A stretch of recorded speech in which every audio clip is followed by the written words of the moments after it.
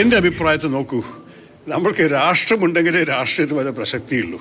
ഈ രാഷ്ട്രത്തിന് വേണ്ടിയിട്ട്, നമ്മളുടെ രാജ്യത്തിന് വേണ്ടിയിട്ട് ഒരു അവസരം സർക്കാർ എല്ലാ പാർട്ടികളുടെ പ്രതിനിധികളെ ആവശ്യപ്പെടുമ്പോൾ അത് ചെയ്യാൻ നമ്മളുടെ ഒരു കടമയും കൂടിയാണ്. ശശി തരൂരിൻ്റേത് ഉറച്ച തീരുമാനമാണ്. വിഷയത്തിൽ രാഷ്ട്രീയം കാണുന്നില്ല.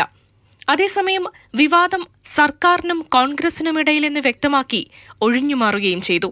പക്ഷേ പാർട്ടി പിന്നെയും സർക്കാരിന് ഇടയിലുള്ള വിഷയത്തെക്കുറിച്ച് എനിക്കൊരു പിടുത്തമില്ല, എനിക്കറിയില്ല, അവർ സംസാരിച്ചോട്ടെ. രാജ്യ താൽപര്യം ഉൾപ്പെടുന്ന വിഷയത്തിൽ എന്റെ സേവനം ആവശ്യമെങ്കിൽ മാറി നിൽക്കില്ലെന്ന് ശശി തരൂർ നേരത്തെ എക്സിൽ കുറിച്ചു. സർക്കാർ നയതന്ത്ര നീക്കവുമായി സഹകരിക്കുമെന്ന് CPM ജനറൽ സെക്രട്ടറി MA ബേബിയും ജോൺ ബ്രിട്ടാസ് MP-യും പ്രതികരിച്ചു. ശശി തരൂരിന്റെ യോഗ്യതയെക്കുറിച്ച് എനിക്ക് ഒരു സംശയമില്ലെന്ന് മാത്രമല്ല, അദ്ദേഹം സ്വാഭാവികമായിട്ടും ഇത്തരത്തിലുള്ള ദൗത്യങ്ങളുടെ ഭാഗമാകുന്നത് അഭികാമ്യമാണെന്ന് വിശ്വസിക്കുന്ന ഒരാളും കൂടിയാണ്. അതേസമയം തന്നെ ഒരു രാഷ്ട്രീയ പാർട്ടിയെ വിശ്വാസത്തിലെടുക്കുക എന്നുള്ള ഒരു ഉത്തരവാദിത്വം കേന്ദ്ര സർക്കാരിന് ഉണ്ട് എന്നുള്ള കാര്യം നമുക്ക് വിസ്മരിക്കാൻ കഴിയും. 7 സംഘങ്ങളിൽ 4 എണ്ണം നയിക്കുന്നത് BJP NDA നേതാക്കളാണ്.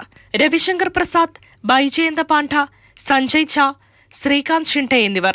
പ്രതിപക്ഷത്തുനിന്ന് തരൂറിനു പുറമെ NCP ശരത് പവാർ വിഭാഗത്തിലെ സുപ്രിയ സുലെ, DMK നേതാവ് കനിമൊഴി എന്നിവർ സംഘത്തലവന്മാരാകും. ഇവർ 10 ദിവസത്തെ സന്ദർശനത്തിന് വ്യാഴാഴ്ച യാത്ര തിരിക്കും. അതേസമയം ഗൗരവ് ഗൊഗോയിയെയും നാസർ ഹുസൈനെയും സംഘത്തിൽ ഉൾപ്പെടുത്തുന്നതിനെതിരെ BJP രംഗത്തെത്തി. News desk, Mathrubhumi news.